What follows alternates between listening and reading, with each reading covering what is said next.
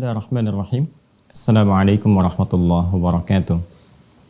Alhamdulillahi wa kafa. Wassalatu wassalamu ala rasulillahil mustafa wa ala alihi wa sahbihi wa man wafa wa ba'd. Fa ya ahbaballahi wa ahbab rasulihi sallallahu alaihi wasallam. Usi nafsi wa iyyakum bi taqwallahi faqad fazal muttaqun fala tamutunna illa wa antum muslimun. Faqala ta'ala ya ayyuhalladzina amanu taqullaha haqqa tuqatih wa la tamutunna illa wa antum muslimun. Saudara-saudariku, berjumpa kembali. Alhamdulillah, kita awali dengan bersyukur pada Allah Subhanahu wa taala. Kita masih diberikan kesempatan beraktivitas sesuai dengan ajal yang telah Allah tetapkan. Semoga seluruh aktivitas kita, baik yang telah, sedang atau akan kita lalui, diridhai dan diberkahi oleh Allah Subhanahu wa taala. Semoga seluruh saudara-saudari kita yang berkehidupan, beraktivitas sampai dengan detik ini, namun belum beriman, diberikan kekuatan dalam jiwa dan lisan mereka untuk mampu bersyahadat sebelum wafat dan kembali kepada Allah. Pun demikian, semoga para pelaku maksiat, dan boleh jadi kita termasuk di antara mereka, diberikan kekuatan, hidayah dalam jiwanya, untuk bisa bertaubat dan memperbaiki kualitas kehidupan lebih baik, dan semoga kita semua wafat dalam keadaan husnul khatimah, insyaallah. Baiklah, kita akan mencoba melanjutkan kajian kita masih dalam pembahasan pokok yang kedua dalam dinul Islam, yaitu pokok ibadah, dan telah kita masuki dari pokok yang kedua itu tentang ibadah di bagian yang pertama, yaitu amalan pokok dalam ibadah berupa salat. Di pertemuan yang lalu kita telah hadirkan pengantar pokok terkait dengan fikih salat ini, yaitu tentang tata cara bagaimana memahami filosofi salat, mengapa kita mesti menunaikan salat, kemudian dalil-dalil yang terhubung pada perintah salat baik dalam Al-Quran ataupun hadis-hadis Rasulullah SAW yang mengonfirmasi keterkaitan antara salat dengan iman, ibadah dengan akidah. Pun demikian kita juga telah membahas tentang manfaat-manfaat salat yang bila kita kerjakan, justru seluruh manfaat dari ibadah ini akan kembali kepada pribadi dan diri kita masing-masing. Untuk itu, tentunya kita berharap bahwa saat kita dapat menunaikan sholat ini, mengonfirmasi kekuatan iman dalam diri kita. Kemudian yang kedua, menghadirkan manfaat seperti yang telah Allah sampaikan dan dirasakan betul oleh orang-orang yang berkehidupan di masa Rasulullah SAW ketika diajarkan oleh Nabi tata cara sholat dengan cara yang benar. Maka ketenangan bisa diraih, kebahagiaan, kesuksesan, dan puncaknya adalah keterhubungan dengan Allah Subhanahu wa taala yang itu menjadikan kenikmatan dalam hidup bisa dirasakan. Untuk itulah hari ini kita akan mencoba memasuki bagian pokok tentang teknis pelaksanaan tata cara dan hal-hal yang terkait dengannya. Karena itulah kemudian kita akan langsung saja memulai pembahasan subuh ini terkait dengan tata cara, ya. Jadi kita sudah masuk kepada praktek.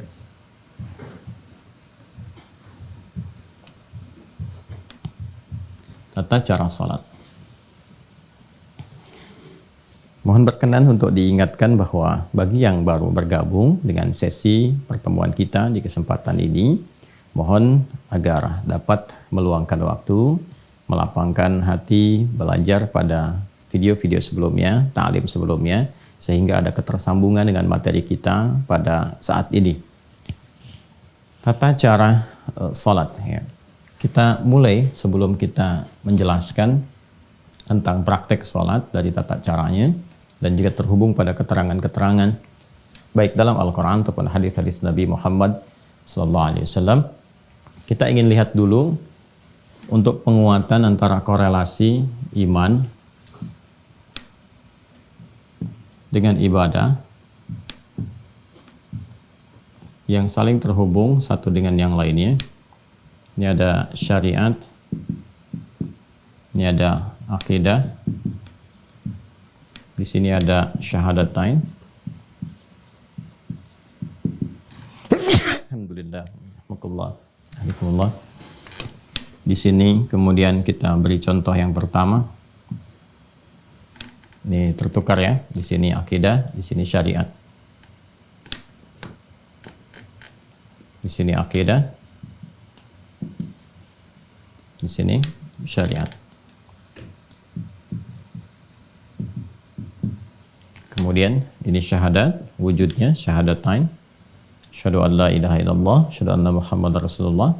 Kemudian di sini pembuktiannya, implementasi dari komitmen syahadatain yang pertama adalah ibadah salat. Jelas ya? Baik. Nah, kita akan masuk ke praktek ini. Sebelumnya, kita turunkan dulu definisi para ulama tentang sholat ini. Ya, kalau kita tuliskan dalam bahasa Arabnya, kurang lebih seperti ini. Kita ambil yang umum saja. Ya, seperti ini ya. Nanti turunannya juga bisa demikian, seperti ini. Bisa ditulis begini. Ya, bisa dalam bentuk jamak seperti ini, sholawat. Jelas ya? Pelan-pelan. Ini bentuknya bisa begini, 1, 2, 3, seperti ini ya. Kurang lebih demikian. Bila bentuknya seperti ini, yang pertama ini bentuknya tunggal, ya, mufrad, singular. Sudah? Dan punya maknanya juga tunggal, 1. Maknanya 1, mufrad, ya. 1 kali gitu. Bila disebutkan yang seperti ini bentuk ini, alif, lam, shad, lam, waw, terus di atasnya waw ini dekat ke lam ini ada alif tegak begini, ya. Kemudian ta marbutah. Ini pun bentuknya secara bahasa bentuk tunggal, tapi memiliki makna yang mencakup juga jamak. Maknanya secara makna bisa mencakup jamak. Pelan-pelan ya, ini supaya mengerti betul, supaya paham betul sebelum ke praktek. Diulang ya. Kalau bentuknya begini, alif, lam, shad, lam, alif, ta. Maka ini bentuk tunggal. Ya, jadi tulisan seperti ini, bentuknya tunggal. Dan mengandung maknanya pun tunggal, mufrad, singular, 1 kali. Kalau bentuknya begini, alif, lam, shad, lam, waw, kemudian ta marbutah, dan di sini antara lam dengan wawnya ada fathah tegak, ya. Ini bentuk ini tunggal juga bentuknya, ya, secara kata, tapi maknanya bisa mengandung unsur jamak, ya. Contoh misalnya, kalau saya katakan bentuk seperti ini tunggal tapi mengandung unsur jamak, meliputi sesuatu yang banyak, seperti al-ins, ya, atau insan. Baik, kalau disebutkan al-ins menunjuk pada sifat kelembutan, keramahan, penampakan, insan, totalitas aktivitasnya, itu kan bentuknya tunggal, ya kan? 1. Tapi dia mencakup cakupan yang luas, baik laki-laki atau perempuan. Insan itu kan manusia, mau manusianya laki-laki, mau perempuan dan sebagainya. Jadi ada satu bentuk, satu kata yang dalam bahasa itu cakupannya bisa luas, bisa mencakup banyak, ya. Jadi ini secara diksinya, tulisannya, bentuknya tunggal. Ini yang pertama, maknanya juga tunggal. Ini bentuknya tunggal, tapi maknanya bisa jamak, bisa banyak. Ya, alam, ya, dalam bahasa Arab itu alam, al-alam. Ya, alam itu bentuknya tunggal. Ya, bentuknya tunggal secara kata, tapi maknanya jamak. Mencakup apa saja, mau alam hewan, alam tumbuhan, alam manusia, alam jin dan seterusnya. Ya, kalau mau digabungkan lagi keseluruhannya, dijamakan jadi alamin. Kalau ini dijadikan bentuk jamak yang lafadznya jamak, nih, katanya jamak, lafadz. Lafadz itu kata ya. Lafadznya jamak dan maknanya juga jamak. Maka seperti ini bentuknya. Ya. Ini ya. Sholawat ini. Ini lafadznya jamak. Sudah? Dan maknanya pun jamak.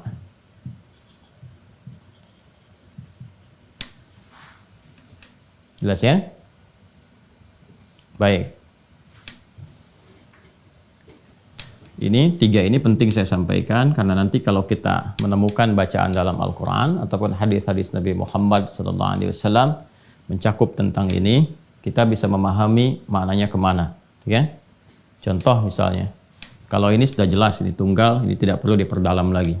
Yang ini nih, ya bentuknya tunggal, tapi maknanya bisa jamak. Ya, maksudnya apa? Kalau disebutkan seperti ini, ya ini yang dimaksudkan adalah menuju kepada pengertian sholat ke sini, sholat, tapi mencakup semua jenis sholat keseluruhannya. Jadi disebutkan dengan satu lafaz, tapi mencakup umum, bisa fardu, bisa sunnah dan sebagainya, dicakup keseluruhannya. Yang tercakup dalam definisi sholat, mau sifatnya wajib, ya hukumnya yang fardu, ataupun yang nawafil, nafilah yang berhukum sunnah, ini menggunakan bentuk yang seperti ini. Ya, contoh Al-Baqarah di ayat ketiga misalnya. Ya kan? Itu kalimat salat pertama dalam Al-Quran. Alladzina yu'minuna bil ghaib, ya, wa yuqimunas shalah. Alladzina yu'minuna bil ghaibi wa yuqimunas shalah. Coba buka deh mushafnya. Ya, buka. Kalau Anda buka mushaf tulisannya harus begini. Yang bentuk kedua ini. Alif, lam, shad, lam, kan wawu, fathah tegak, tak marbutah. Harus berbentuk yang begini. Ya, bukan yang nomor 3 atau nomor 1. Nomor 2 yang ini. Jelas ya? Nanti ada ilmu rasam juga. Ya, ilmu rasam itu ilmu tentang tulisan. Di Al-Quran itu kan saat dituliskan di mushaf, itu mencakup jenis-jenis bacaan dan makna. Tercover di situ, makna dan bacaannya. Itulah mukjizatnya Al-Quran. Saat dibacakan, saat dituliskan pun nggak boleh sembarangan ya tulisannya. Makanya saya sarankan kepada teman-teman atau juga nanti ada adik-adik yang masih menulis atau di kuliahan, ya kan, bikin skripsi, tesis atau disertasi, kalau sudah akan menyantumkan ayat, saran saya jangan diketik sendiri, ya, masukkan misalnya, taruhlah ada dari aplikasi misalnya, ya, atau misalnya ada ya feature-feature tentang Quran yang bisa Anda copy paste dimasukkan, karena dari tulisannya ini punya mencakup makna dan lafaz tersendiri, ya. Jelas ya, seperti ini gambarannya. Alladzina yu'minuna bil ghaib, orang-orang takwa itu adalah orang-orang yang senantiasa meningkatkan imannya. Kalau pakai fi'il mudhari berkelanjutan ya, diterjemahkan lanjut terus-menerus, yang senantiasa meningkatkan imannya. Dengan cara apa? Ya, dia berusaha menunaikan secara maksimal ya salatnya dengan sempurna, wa yuqimunas shalah, berusaha menunaikan maksimal ya salatnya. Jadi bentuknya tunggal salat tapi mencakup bentuk jama'. Apa saja ya jenis sholatnya, bisa yang fardu, bisa yang sunnah. Jadi kalau orang itu imannya sudah mulai mau meningkat, singkatnya jangankan yang fardu, yang sunnah pun dia kejar. Ya, ini indikator peningkatan iman itu sudah mulai meningkat ya dari aspek ibadahnya. Di pertemuan-pertemuan lalu kita sudah menyampaikan bahwa ibadah ini selain mengonfirmasi keberadaan iman, juga menjadi indikator, ukuran atau parameter kekuatan iman seseorang. Jadi kalau ibadahnya meningkat, ini menunjukkan imannya kuat. Ya, kalau ibadahnya di pokok-pokok saja, imannya standar. Kalau ibadahnya yang pokok pun menurun, malas-malas dikerjakan, maka ini menunjukkan cahaya imannya lemah. Nah, maka di sini ketika menggunakan bentuk tunggal dengan makna jama', ini mencakup semua jenis sholat. Ya, jadi kalau orang sudah mau meningkatkan imannya, alladzina yu'minuna bil ghaib, semakin dia ingin tingkatkan, maka semua jenis sholat-sholat yang pernah diajarkan Rasulullah, disebutkan, diisyaratkan dalam Al-Quran, dia coba keluarkan, dia tunaikan. Ini yang dimaksudkan bentuknya tunggal, tapi mencakup maknanya jamak luas. Kalau sudah seperti ini, as-salawat ini, alif, lam, sad, lam, wawu, alif, tak maftuhah, begini, tak terbuka, maftuhah. Ini yang dimaksudkan bentuknya jamak. Sudah? Lafadznya jamak, maknanya jamak. Kalau ada bentuk seperti ini di dalam Al-Quran ataupun hadis-hadis Nabi Muhammad SAW, pada umumnya menunjuk makna salat fardu. Ya, salat fardu. Kalau yang seperti ini nih, bentuk ketiga, yang berhukum wajib. Baik, salat fardu itu kan waktunya ada 5 kan, 17 rakaat, 5 waktu. 17 rakaat. Ya. 5 waktu subuh, zuhur, asar, maghrib, isya. Ya kan? Baik, nah itu 17 rakaat. Oke, 24, 4, 3, 4. 2 subuh, 4 zuhur, 4 asar, 3 maghrib, 4 isya. 5 ini kan bentuk jamak. Ya, saya ulang ya. 5 ini bentuknya jamak. 1 tunggal, kan? 2 itu sudah mutsanna dalam bahasa Arab, bentuk 2, dual. Kemudian lebih daripada itu sudah masuk kepada bentuk jamak. Nah, 5 waktu ini karena masuknya jamak, untuk menunjukkan bahwa ini pokok, dan pokok itu kan sifatnya wajib. Kalau wajib itu sudah nggak boleh tinggal.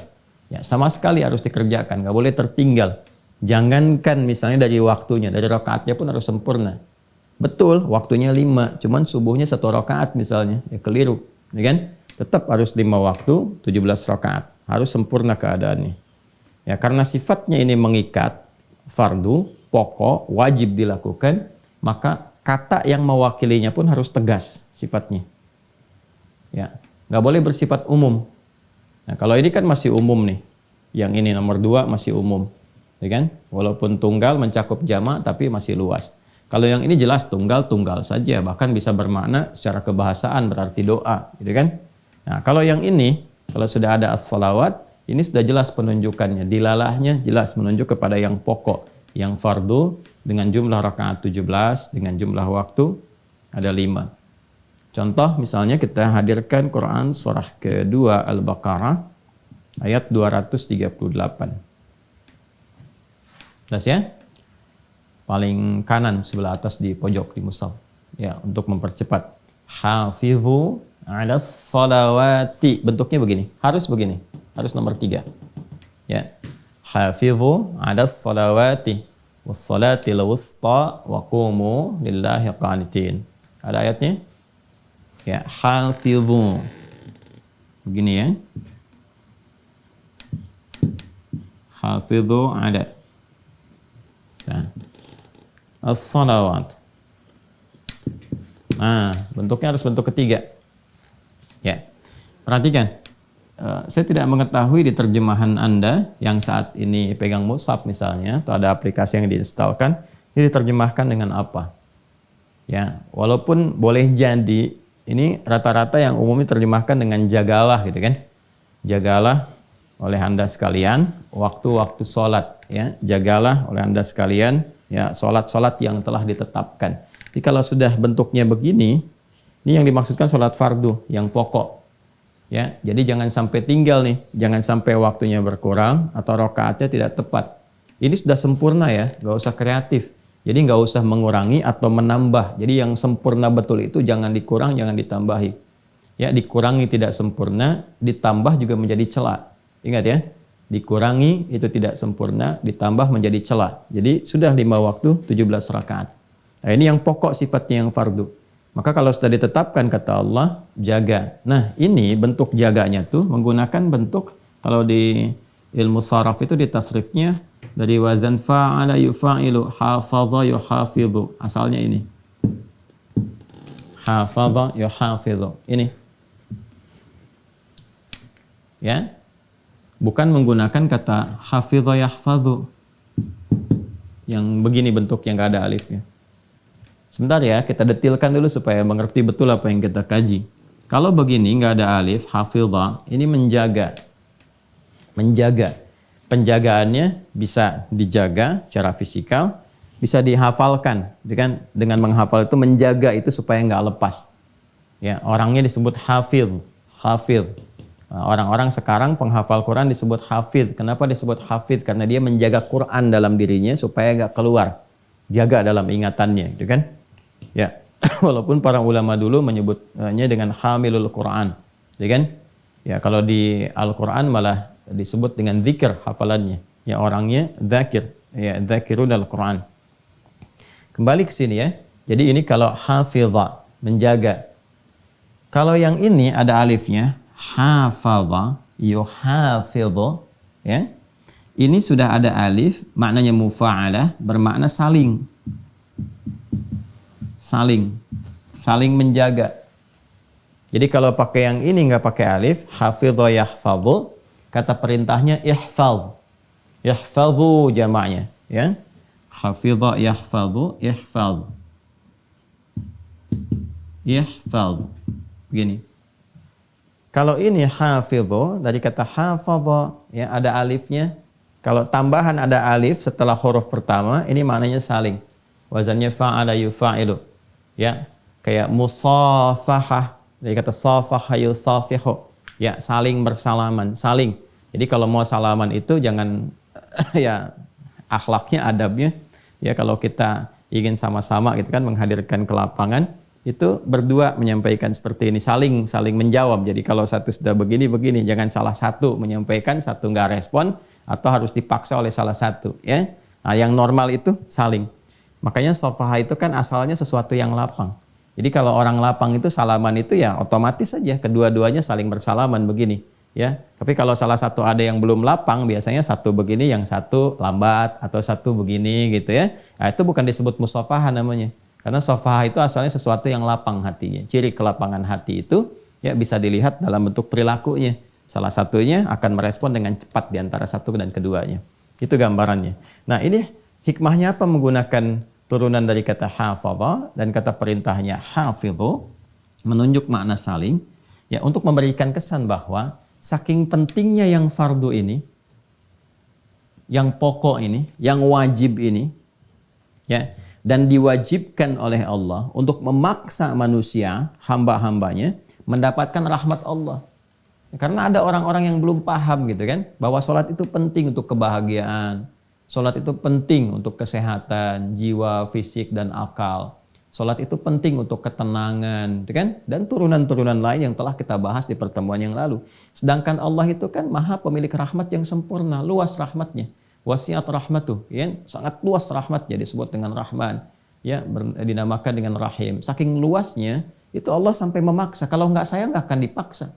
Ya, jadi biarkan aja suruh milih. Tapi karena Allah sayang supaya hidup kita itu bahagia, hidup kita itu sukses, nyaman, ya kan? Bahkan diperdengarkan dalam pendengaran kita setiap hari, setiap berganti waktu di setiap hari, ya kan? Dari subuh masuk ke siang perdengarkan lagi, ke sore perdengarkan lagi, maghrib sampai mau tidur diperdengarkan. Ya, hayya 'alas shalah, salat, hayya 'alal falah, gitu kan? Bukan buat beban, bukan untuk jadi beban, supaya kamu bahagia, sukses.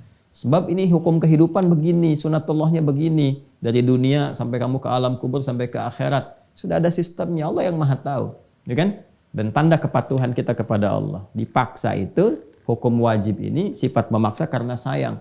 Ilustrasinya begini secara sederhana ya. Walaysa kamitslihi syai'. Orang tua itu kalau melihat ada sesuatu yang penting, anaknya ngeyel, dipaksa kan?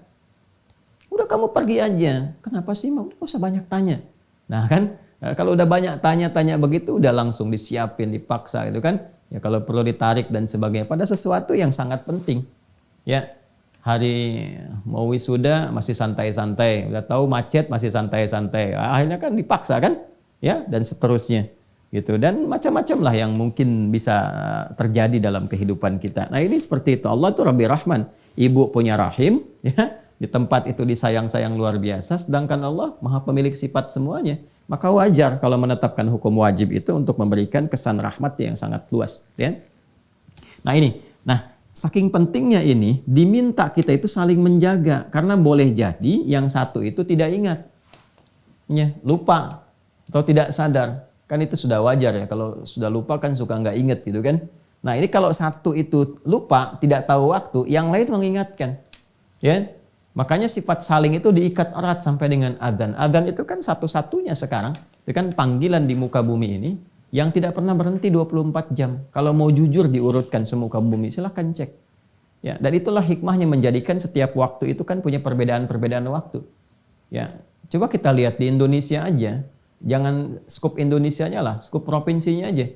Ya, dari Sabang sampai Merauke. Saya misalnya sekarang di Jawa Barat misalnya saat ini. Ya, coba bisa dilihat di Bekasi dengan di Bandung, ya, atau nanti ke Bogor, ke Depok dan sebagainya, itu bisa ada perbedaan waktu. Baik dari detik sampai ke menit. Jadi menariknya satu tempat pun sini adzan, selesai, tempat ini adzan. Terus adzan. Kalau kita lihat tuh 24 jam gak berhenti tuh. Ya, untuk menunjukkan kesan bahwa ya hidup manusia itu harus bahagia, harus sukses, jangan lupa harus tenang dan sebagainya. Kuncinya ini. Ya, kadang-kadang memang ada yang aneh dalam kehidupan tuh. Minta diberikan jalan tapi jalannya nggak ditempuh. Ya, diberikan jalan sholat malah pilih jalan ninja. Ini jalan ninjaku, bukan. Jalan sholatmu itu yang harus diambil. Itu kebahagiaanmu itu ada di situ gitu. Suksesnya ada di situ. Kenapa harus cari yang lain? Ya kan? Ya, jadi ini gambarannya ya. Ya, jadi disinilah penting kemudian ini diterjemahkan dalam bentuk perilaku. Karena itu wajar kalau dalam kehidupan, awas ya, karena ini fitrah. Ini sudah firman Allah. Kalau sudah firman melekat jadi fitrah. Ya, karena itu wajar kalau tiba-tiba kemudian ya ayah ibu bisa mengingatkan anak, nah sudah adzan, oh iya mah, karena ini sifatnya sudah melekat, ya kan? Atau anak bisa mengingatkan orang tua atau bahkan teman, atau yang paling dahsyat yang belum beriman teman anda, ya jalan dengan anda adzan itu bisa mengingatkan, sudah adzan dulu, apa kamu nggak sholat dulu tuh, ya?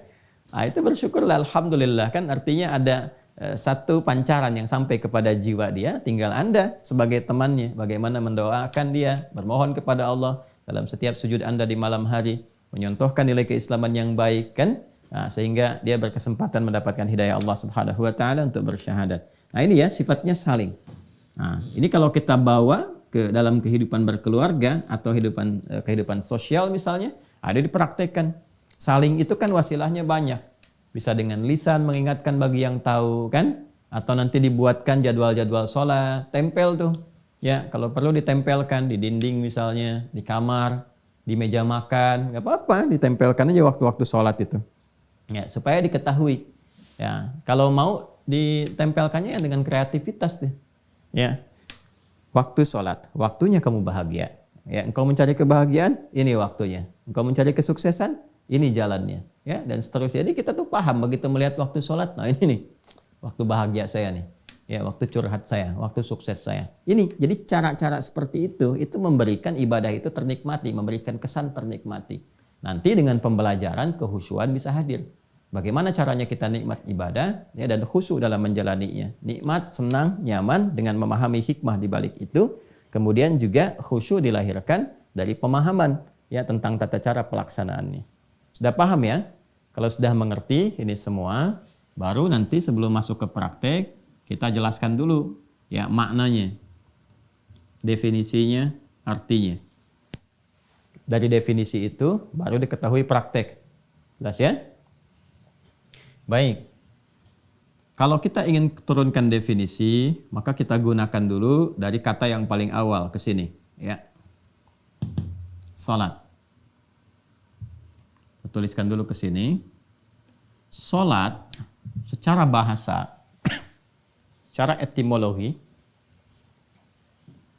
Nah, di Islam itu Masya Allah ya, tradisi keilmuannya itu luar biasa gitu. Jadi semua hal yang akan dikaji itu selalu diawali dengan definisi dulu, untuk membatasi ruang pembahasan ya, supaya tercakup apa yang akan dibahas dan mengeluarkan yang tidak penting, yang tidak perlu dibahas, ya kan? Dan esensi-esensi pembahasan itu terkumpul dengan sempurna dan memberikan kesan penguat yang dimaksud, yang mau dibahas itu dalam aspek ini ya, bukan aspek-aspek yang lain, sehingga disebut ta'rif itu al-jami' wal mani' ya, al-jami' wal mani', yang mencakup dan melarang, mencakup semua yang akan dibahas, melarang yang tidak terkait supaya masuk ke dalamnya ya.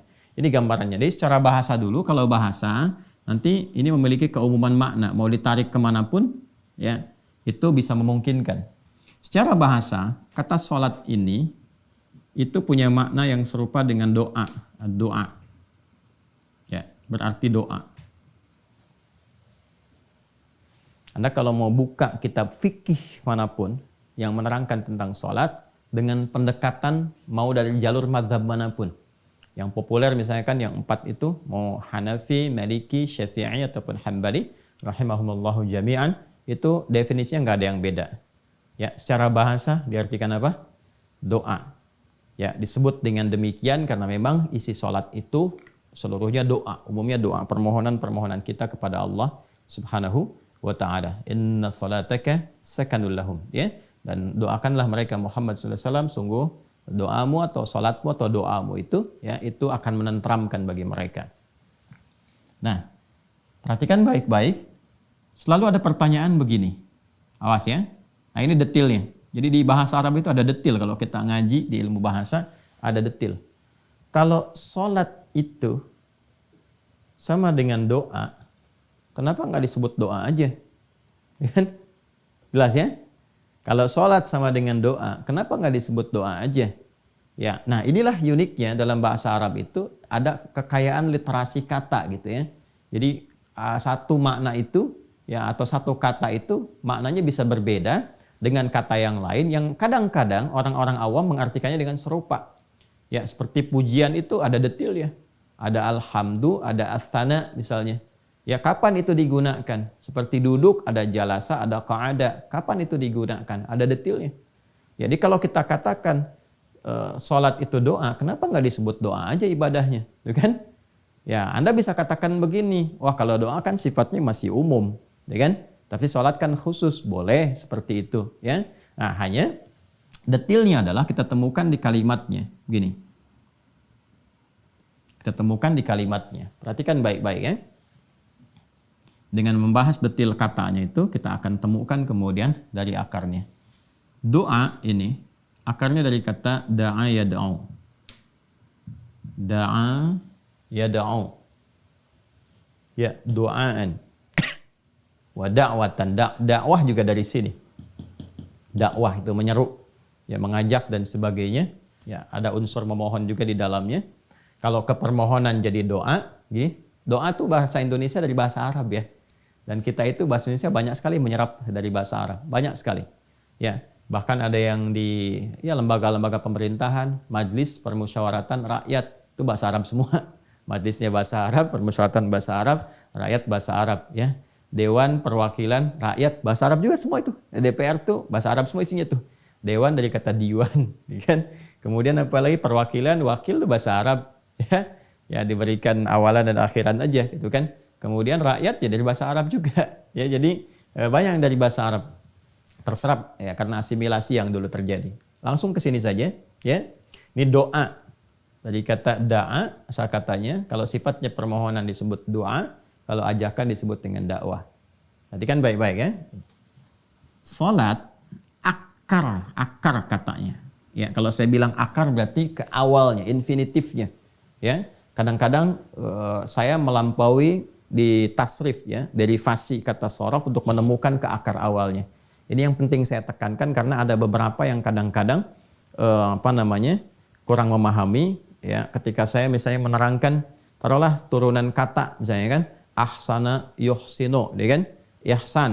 Kalau saya katakan ihsan itu akar kata awalnya itu dari kata hasuna gitu kan. Nah, kadang-kadang ada yang suka keliru paham. Salah tuh Ustaz Adi, harusnya dari ahsana. Nah, itu bicara tasrif.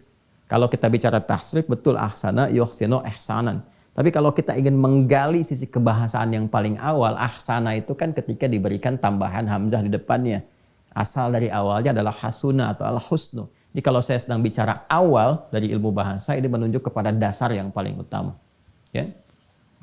Dasar yang paling utama di sini, kalau kita gali akarnya, itu dari wawu, sod, lam. Ya. Kalau ini da'a, ya kan? Ini alifnya asalnya waw, ya. Kemudian karena di akhir nanti ada rumus di'ilat menjadi alif, ya. Singkatnya huruf ilat itu ada 3 nanti disingkat dengan ayu.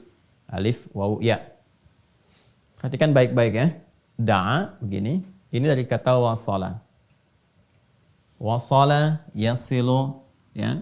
Silatan, kemudian ke sini salat. Ini secara bahasa adalah sesuatu yang tersambung erat, terkoneksi kuat, ya, atau sesuatu yang sampai ke tujuan.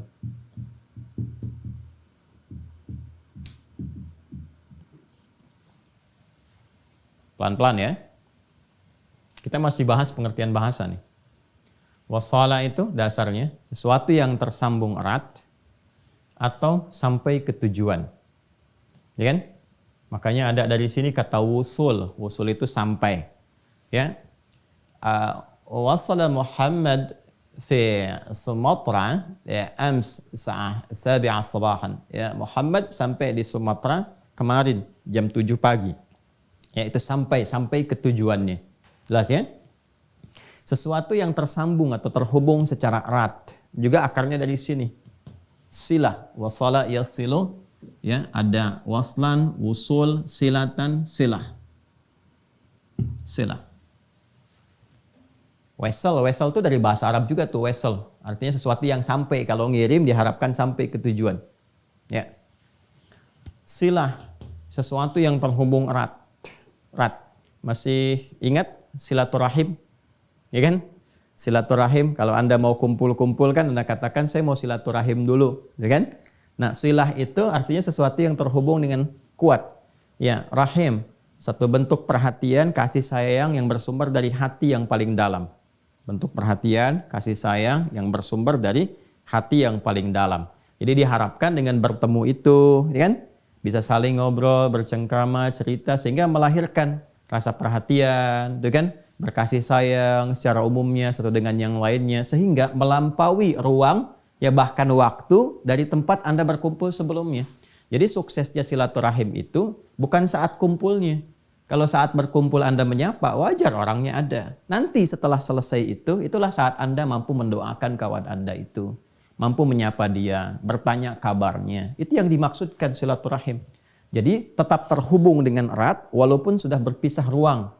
Walaupun sudah berbeda waktu keadaannya. Dari pertama kali bertemu itu. Itu yang disebut dengan silah. Nah, ibadah yang melatih kita sehingga terhubung erat dengan Allah Subhanahu wa taala itu puncaknya.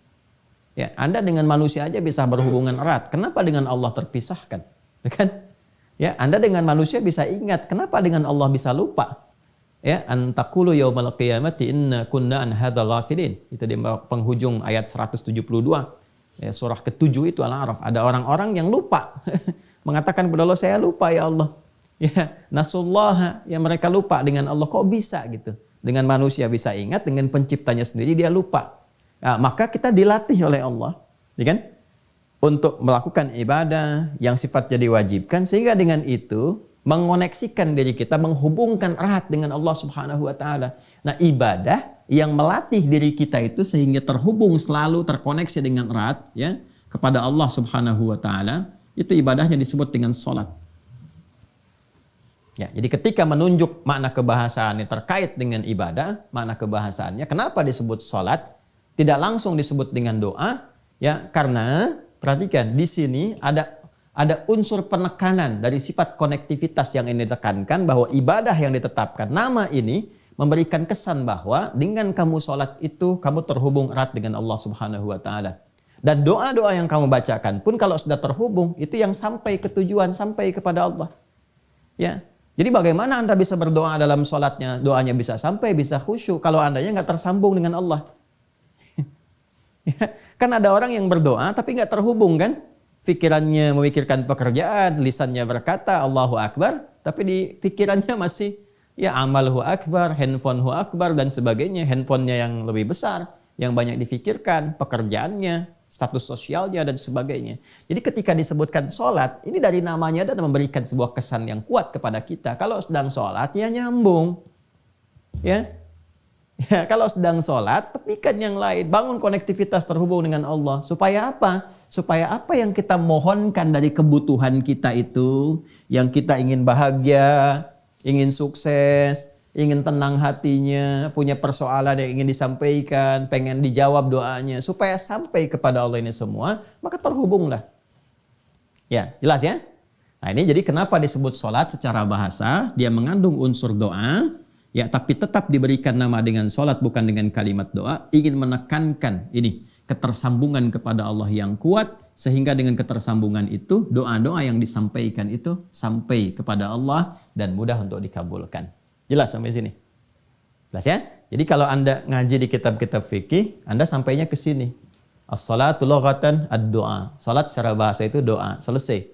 Tapi kalau Anda ingin dalami sampai ke sini, ya ke fikih lughah, nanti mungkin di pertemuan berikutnya ya, kalau kita coba ada kesempatan kita tunjukkan beberapa referensi tentang buku-buku kebahasaan. Sehingga nanti kalau Anda tanya yang senang baca, senang cari referensi, nah ini Anda bisa cari di kitab ini, kitab ini, kitab ini.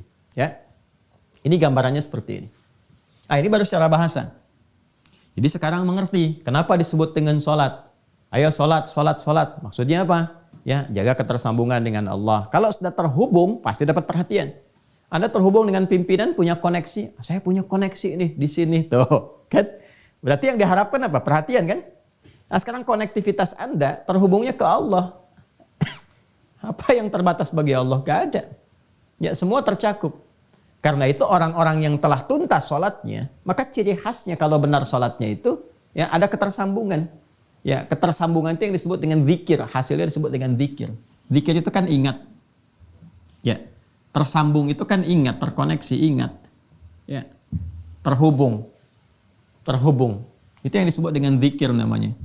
Ya, sehingga ketika kita pun diminta oleh Allah menunaikan sholat, balik lagi ke Quran surah ke-20 Toha ayat ke-14. Itu faidahnya untuk menyambungkan keadaan kita dengan Allah. Ya, lihat kalimatnya. Innani anallah. Sungguh akulah Allah, aku tegaskan kata Allah, akulah Allah. La ilaha illa ana. Allah menegaskan gak ada Tuhan yang layak dipertuhankan dan disembah kecuali aku kata Allah. Fa'budni. Maka sembah aku, buktikan keyakinanmu dengan menyembahku. Gimana caranya ya Allah? Wa aqimis shalah. Tunaikan lewat salat. Salat disebut salat. Ya, apa yang menjadikan saya mendapat manfaat dari salat itu ya Allah? Hikmahnya apa? Kenapa disebut salat? Lidzikri. Lidzikri itu kalimatnya. Supaya ketika kalian menunaikan salat itu terkoneksi denganku, ingat kepadaku. Ini. Karena itu orang yang telah tuntas salat, telah selesai salatnya, telah dia kerjakan, itu keberhasilannya diukur dengan kadar zikirnya. Ingat nggak kepada Allah? Ya, buka Quran surah ke-4 An-Nisa ayat 103.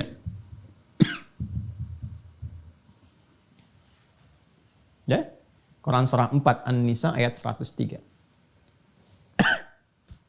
Fa idza qadaitumus shalah, maka jika Anda telah tuntas mengerjakan salat, fadhkurullaha. Tuh.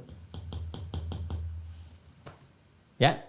Kalau kita terjemahkan biasa, berzikirlah kepada Allah. Zikir itu apa? Ingat itu apa? Terkoneksi, tersambung. Ya.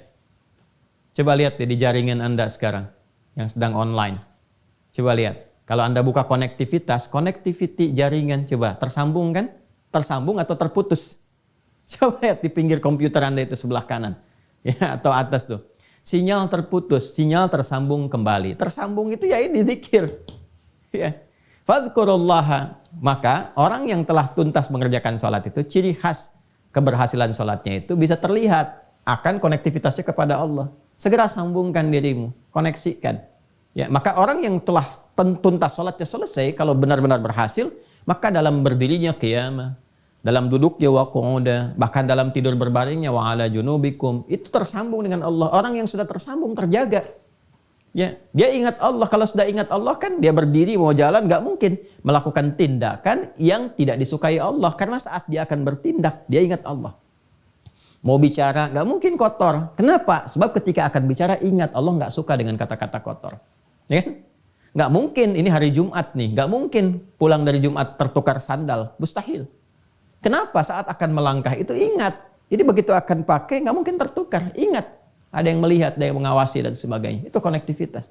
Nah orang-orang yang terus tersambung seperti ini, ya tersambung dengan kuat, maka apapun yang dia mintakan kepada Allah, itu akan terkabul dengan cepat. Ya, Anda saja kalau punya koneksi, punya ketersambungan dengan siapapun dalam kehidupan manusia itu, mudah kan mengaksesnya. Ya, Pak saya mau ke sana Pak, bisa nggak disiapkan begini? Oh biar Pak, siap, bisa. Ya insya Allah, itu selesai. Sekarang apa yang mustahil bagi Allah? Minta dikabulkan. Ada orang-orang yang saking kuatnya konektivitasnya kepada Allah, belum minta sudah dikabul. Karena Allah Maha mengetahui apa yang dirasakan hamba itu dan menjadi bagian kebutuhannya. Ya, kebutuhan hamba. Ini gambarannya. Nanti kalau sudah masuk ke bagian fase yang agak akhir-akhir, kita akan bahas. Nah, kenapa setelah sholat nanti ada zikir? Itu salah satu hikmahnya. Untuk menguatkan koneksi. Karena ada orang yang saat sholatnya belum terkoneksi kepada Allah. Ya, rukunnya benar. Ya, secara praktikal, tapi hatinya kurang khusyuk. Itulah sebabnya kenapa setelah sholat zikirnya ditambah untuk menguatkan konektivitas itu supaya betul-betul nyambung. Nah ini saya ingin menjelaskan dari sisi kebahasaan dulu sehingga paham. Jadi kalau menemukan kata sholat di Al-Quran, di hadis, bahkan di kitab-kitab fikih kita mengerti, ya jelas ya. Dan manfaatnya selalu kaitkan ke sini. Di Islam tuh nggak ada yang tidak terkorelasi. Jadi selalu apa yang dikerjakan punya hikmah, punya makna dan punya manfaat. Baru sekarang secara istilah. Istilah itu kalau sudah disebutkan, itu membatasi ruang yang akan dikaji atau diuraikan sesuai dengan frame istilah yang dimaksudkan. Dalam istilah apa? Ya, apakah dalam istilah fikih, ya, sunnah dalam istilah fikih nanti berbeda dengan istilah usul fikih, berbeda dalam istilah ilmu hadis, ya. Nah, sekarang sholat secara umum disebut doa. Barangkali juga nanti yang lain-lain bisa menyebutkan tuh umat ini sedang sholat, ini sedang sholat, sedang sholat. Yang dimaksudkan dalam istilah fikih Islam. Ya, kalau dalam Islam ini yang dimaksudkan sholat. Ya, istilah ini mengonfirmasi yang bahasa. Bahasa ini kan mencakup tadi makna ketersambungan. Dari sini mendapatkan feedbacknya berupa manfaat, kan? Manfaat dalam kehidupan dan seterusnya. Nah, kalau sudah begini kan kita tanya bagaimana caranya, kan? Ya, karena sholat yang kita kerjakan itu harus menyambungkan diri kita, terkoneksi penghambaan kita kepada Allah. Sedangkan ada orang-orang sholat nggak mendapatkan manfaat karena koneksinya ini terputus. Ya, ada yang lemah. Gitu aja lah, kan kita ini sholat tuh online, kan? Online itu kan terhubung. Ya, sekarang Anda sedang online. Kalau sinyalnya jelek, koneksinya putus, bisa nggak sekarang menyimak? Tidak bisa. Ya, bagaimana Anda bisa menyimak dengan baik, bisa khusyuk? Kalau putus-putus kan ini buffering nih, muter-muter. Nah, ada orang yang sholatnya buffering tuh. Di kepalanya muter-muter, dunia macam-macam. Ya, padahal mijit nomornya benar. Kan nomornya kalau online sholat kan 24434 tuh kan online-nya. Hotline sholat tuh 24434. 2-nya subuh, 4 duhur, 4 asar, 3 maghrib, 4 isya. Bikin status tuh, udah hotline belum hari ini? Hotline ritual, tuh kan? Itu kan ada orang yang betul mijit nomornya, cuman jaringannya, ya sinyalnya nggak kuat. Ya itu jaringan-jaringan tubuhnya tuh, yang otaknya yang macam-macam kemana-mana, makanya nggak terkoneksi. Nah, sehingga dari situ manfaat gak didapatkan. Ya, bagaimana untuk mendapatkan itu semua? Kita bertanya cara, kan? Teknisnya bagaimana nih? Ya, diinstal dulu tuh semuanya masuk, ya. Mohon maaf ya kalau bahasanya kita agak kembangkan sedikit ya, supaya kita bisa mengerti, karena dunia di setiap eranya itu kadang memiliki ragam bahasanya sendiri gitu, supaya ketersambungan itu ada. Caranya bagaimana? Ya kan? Teknisnya seperti apa? Supaya ini kita bisa install dengan baik, caranya bagus, tersambung, manfaatnya dapat. Kalau sudah bicara begini, maka ini harus dibatasi dalam pengertian istilah untuk menghadirkan teknis, tata cara, keterkaitan tentang penunaian sholat yang dimaksudkan.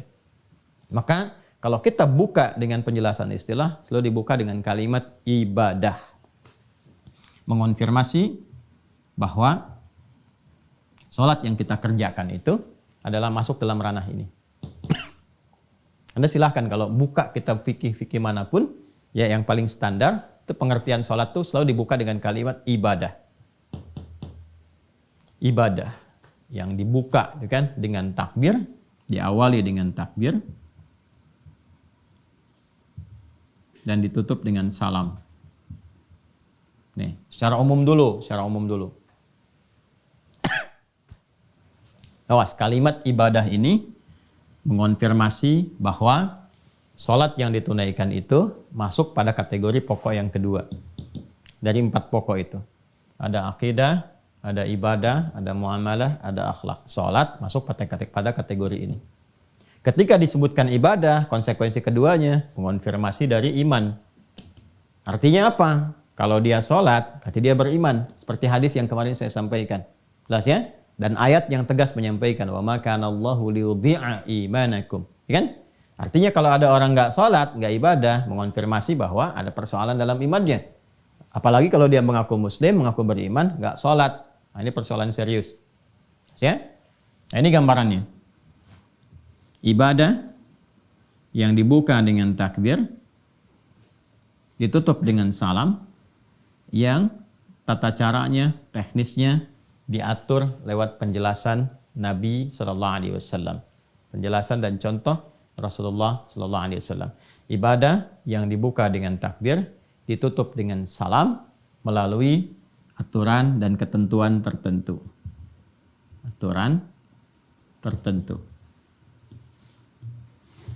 Mencakup rukun dan syarat. Awas ya, jadi ada aturannya. Jadi bukan sekedar dibuka dengan takbir, diakhiri dengan salam, baru takbir langsung salam. Tidak. Ya, ada aturannya, ada ketentuannya, ada caranya, ada prakteknya. Awas, pelan-pelan ya. Nah, ini saya akan kotaki dulu. Ini yang memberikan batas tentang pengertian sholat yang mencakup makna ibadah di dalam Islam, yang dengan penunaian ibadah seperti ini sesuai dengan kualifikasi yang disebutkan, ini yang bisa menjadikan kita sampai tersambung kepada Allah. Mendatangkan kekhusyuan, apa yang kita inginkan itu khusyuk, menikmati ibadah. Dan dampaknya pada kehidupan melahirkan manfaat. Tanha 'anil fahsya'i wal munkar, tatmainnul qulub, falah, dan itu dampaknya dari sini ke sini dulu, nyambung dulu baru dapat. Ya. Makanya yang qad aflahal mu'minun itu, qad aflahal mu'minun, yang akan dapat falah insan beriman itu, sukses, bahagia kapan?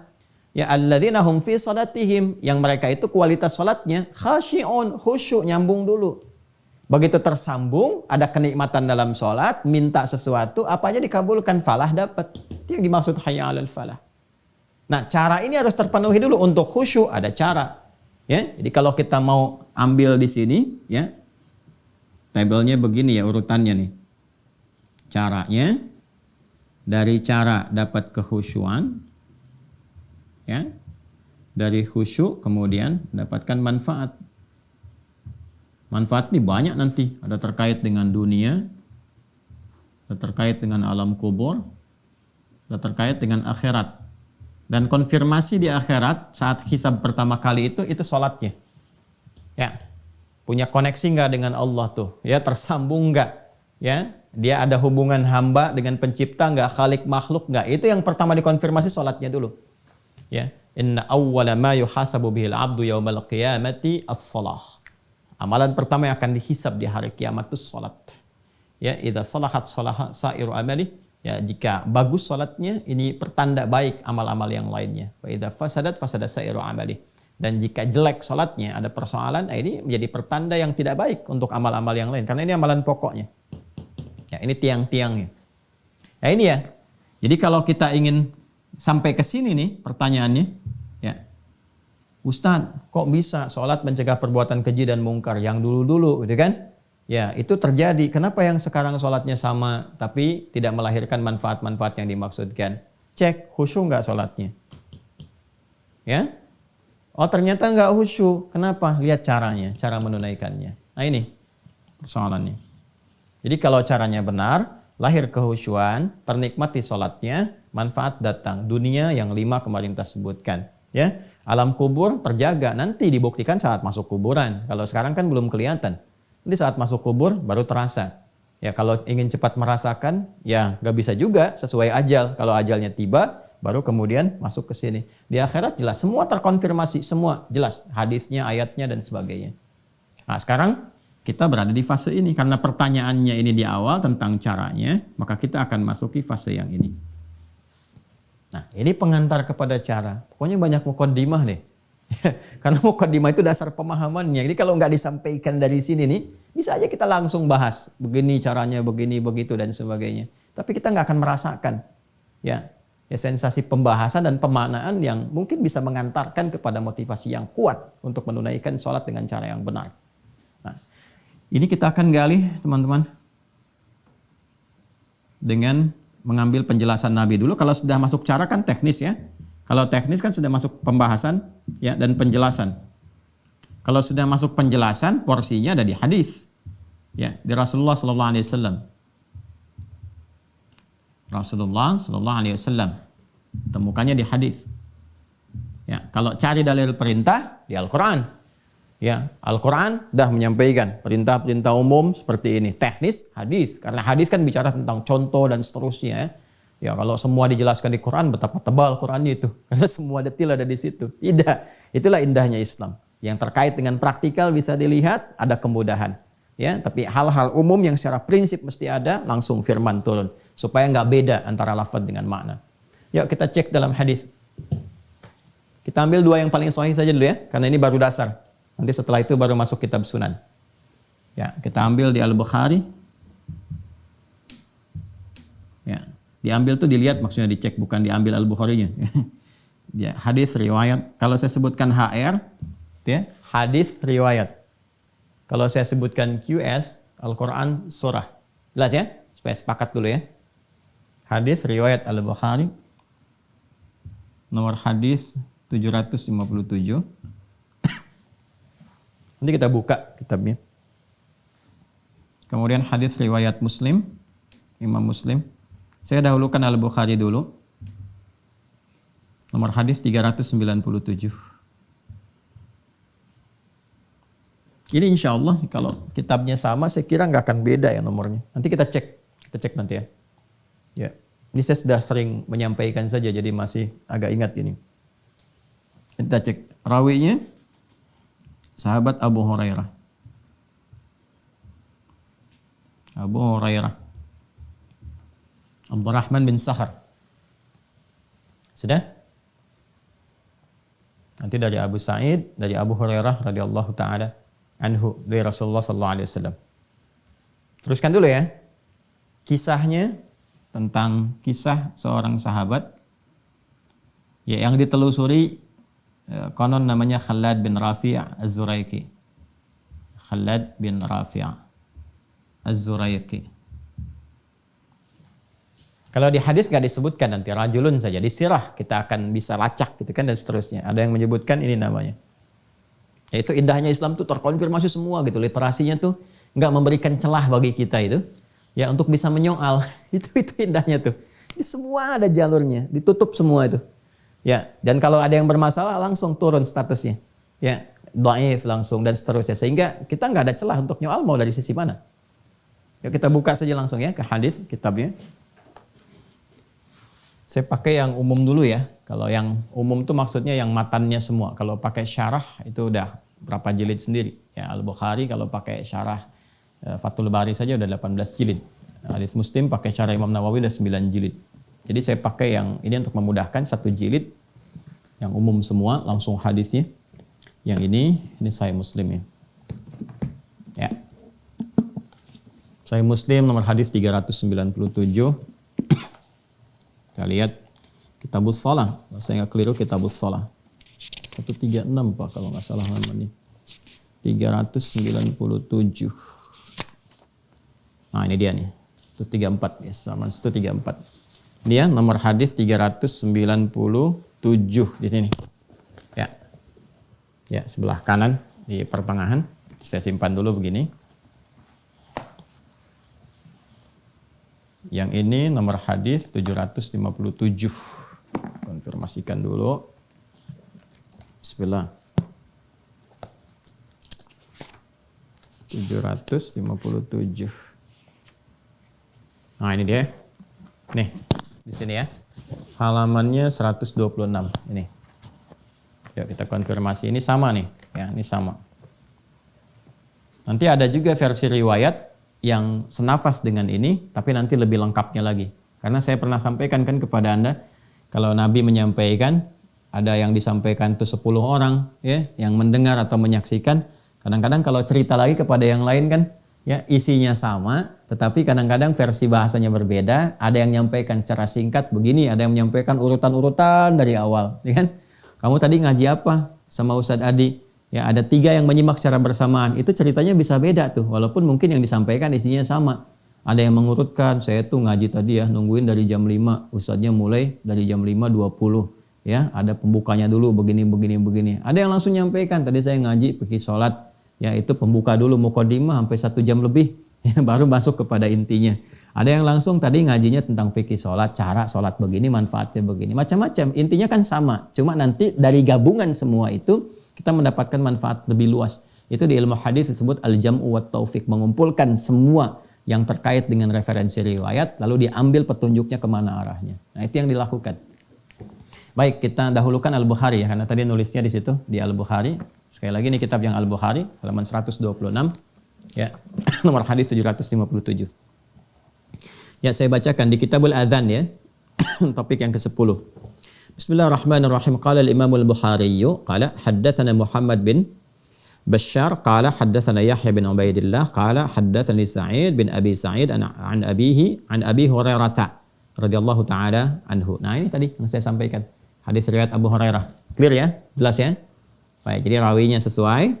Anna Rasulullah sallallahu alaihi wasallam, bahwa Rasulullah sallallahu alaihi wasallam beliau mengisahkan, ya dakhala al-masjidah, satu kali memasuki masjid. Kalau sudah pakai al-masjidah, ya alif lam ini umumnya dipahami Masjid Nabawi. Ya, masuk ke Masjid Nabi. Fadakhala rajulun fasalla.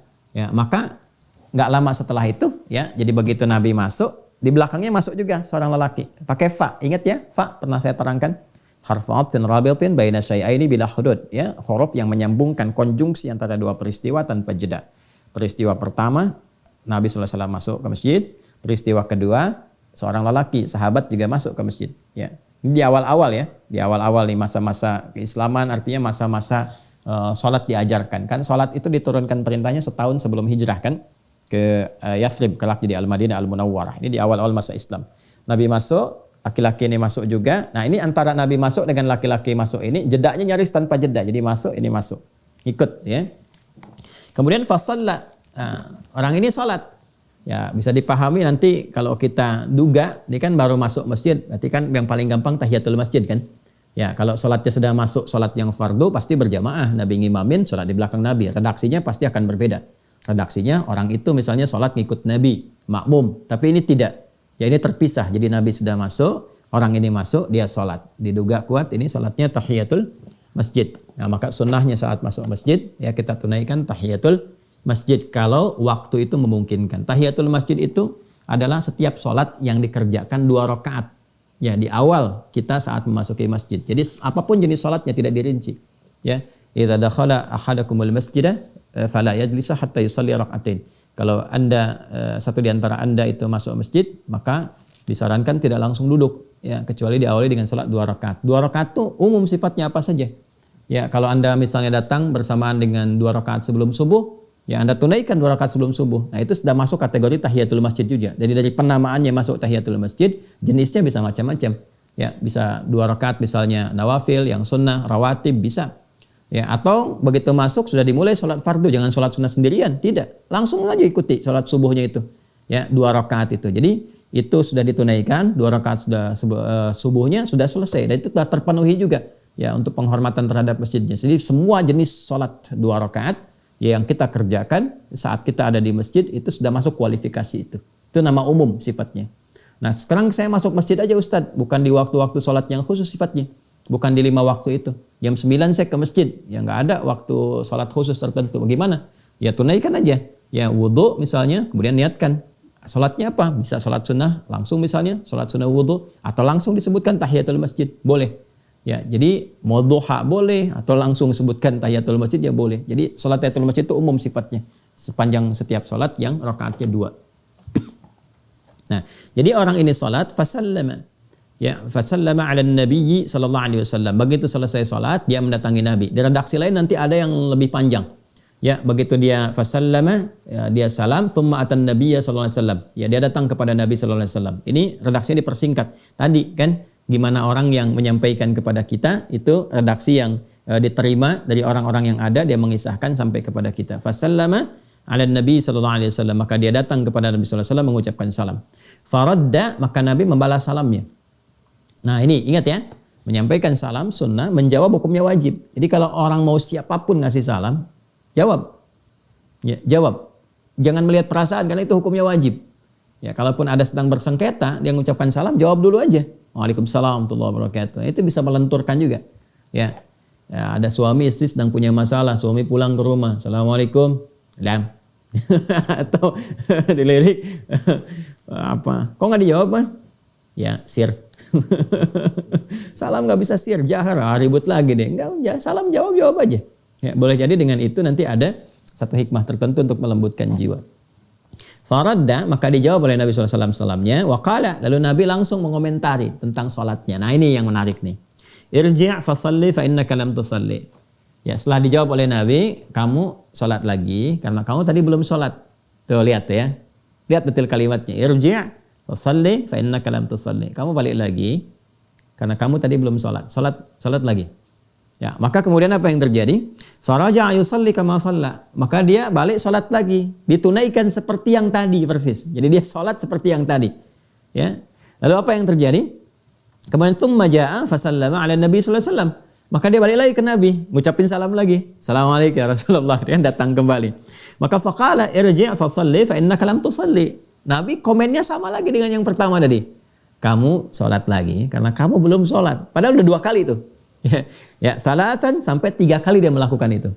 Jadi dia sholat, setelah selesai datang lagi pada Nabi, dia nyalamin, ya maksudnya memberikan salam, assalamualaikum ya Rasulullah. Dijawab waalaikumsalam. Ya, sudah dijawab waalaikumsalam, ya kan, dijawab salamnya, faradda alaihi. Kemudian Nabi mengatakan, kamu sholat lagi karena kamu belum sholat. Padahal sudah sholat. Diulang datang lagi disampaikan yang serupa sampai 3 kali. Ya, setelah yang ketiga kali ini faqala, maka dia kemudian berkata, dia menyadari nih, ini ada yang salah nih. Saya disuruh sholat lagi pasti ada yang salah. Nah, ini yang paling menarik ya. Nah, maka apa yang dia katakan? Fawalladzi ba'atsaka bil haqq ma uhsinu ghairah. Ya Rasulullah, ya Rasulullah, demi Allah yang telah mengutus engkau bil haqq dengan semua kebenaran. Kau tuh yang paling benar, ajarannya benar, semua yang melekat padamu benar. Ini bahasa yang sangat sopan, halus sekali. Ya, ini sudah memberikan kesan. Apa kesannya? Bahwa pada diri saya pasti sholatnya ada yang gak benar tadi ya Rasulullah. Gitu kan? Ada yang gak benar. Ya, maka demi Allah yang telah mengutus engkau dengan segala kebenaran. Ya, terus dia jujur dulu. Apa jujurnya? Ma uhsinu ghairah. Ya Rasulullah, saya itu mampunya menunaikan sholat yang seperti tadi. Nggak bisa lebih baik dari yang tadi. Taunya baru seperti tadi itu. Ya kan? Maka, alimni fa'alimni. Mohon ajarkan saya. Seperti apa yang benar. Ini hebat sekali.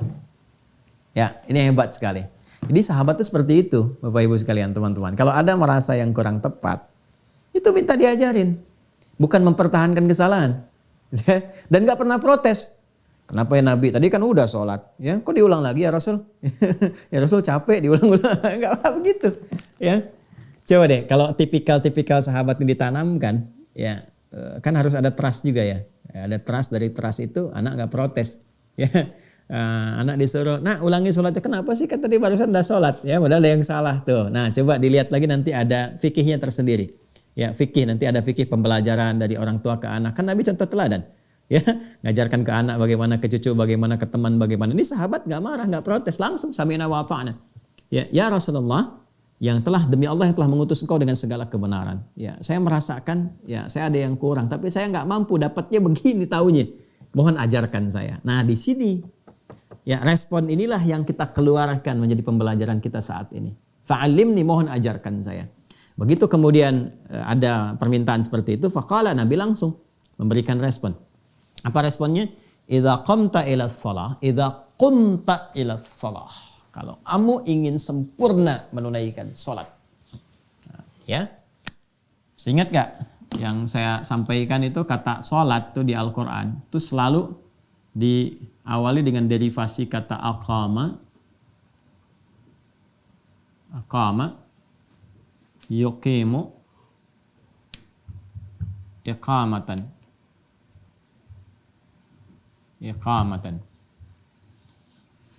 Atau nanti praktikalnya bisa ke kata dasar asalnya qama yaqumu. Kalau ingin menekankan langsung ke dasar maka menggunakan turunan kata qama. Kan? Kalau ingin penegakannya secara sempurna menunjuk kepada arahan maka gunakan kata aqama. Ya. Aqama itu sesuatu yang ditegakkan dengan sempurna. Dengan baik, ya, dengan baik. Nanti beda-beda maknanya. Ada qama, aqama, qawwama ada. Ya, qawwama yuqawwimu taqwiman. Laqad khalaqnal insana fi ahsani taqwim. Ar-rijalu qawwamuna 'alan nisa. Ada, ya. Nanti ada maknanya sendiri. Kalau sudah ke aqama, artinya berusaha, ya, menjadikan sesuatu itu tegak sempurna. Ya, karena itu kan seringkali terjemahkan tegakkan sholat. Tegak yang dimaksud itu menunjuk kepada usaha yang sempurna. Ya, kesempurnaan itu menegakkan apa yang ditegakkan. Ini aturannya nih, supaya aturan itu tegak. Ya, maksudnya tunaikan sesuai semampu kita, ya, sesempurna yang bisa kita lakukan untuk menyesuaikan dengan aturan-aturan. Ikutin aturannya, tegakkan ini nih, tegakkan aturan. Ya, tegakkan hukumnya. Kalau ini diikuti dengan baik, ditegakkan aturannya, maka sempurna keadaan sholat kita. Nah, untuk memberikan kesan kepada ini, menegakkan aturan ini, maka diawali kalimat sholatnya dengan derivasi kata aqama. Aqama yuqimu. Ya, ini jadi aqamu, perintahnya aqim, aqimis sholata liduluki syamsi ila ghasaqil lail, aqimis sholata tarafain nahar wa zulafan minal lail, yuqim, jamaknya yuqimun, alladzina yu'minuna bil ghaibi wa yuqimuna as-shalah. Jelas ya?